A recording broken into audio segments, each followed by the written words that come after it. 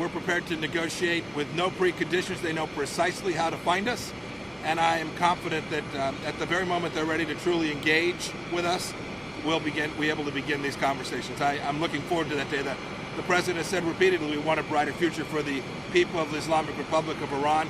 Those negotiations are the gateway. That's how we'll ultimately achieve this. I'm heading out today. Our first stops will be in the Kingdom of Saudi Arabia and the United Arab Emirates, two great allies in the challenge that Iran presents, and we'll be talking with them about how to make sure that we are all strategically aligned and how we can build out a global coalition.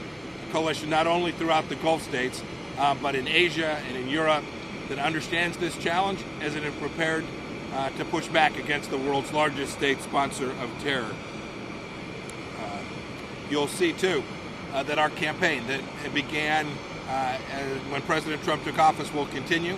On Monday, there'll be a significant set of new sanctions, and the world should know that we will continue to make sure it's understood that this effort that we've engaged in to deny Iran the resources to foment terror, to build out their nuclear weapon system, to build out their missile program, we are going to deny them the resources they need to do that, thereby keeping American interests and American people safe all around the world. I wanted to say a couple things as we head off on this extended trip. First, I think it's really important for everyone to understand that the Iranians are out sowing disinformation in lots of places. First of all, you've seen the childlike map that Foreign Minister Zarif put out. The contrast with the excellence and professionalism of America's military and our intelligence services should leave no doubt in anyone's mind about where that unarmed vehicle was. It was flying in international airspace, and we shouldn't let the Iranians have one moment where any reporter would write that there is even a credible response to the data set that the Americans have put forward.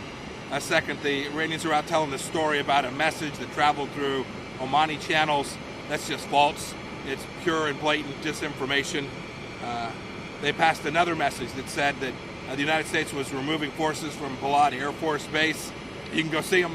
They're there.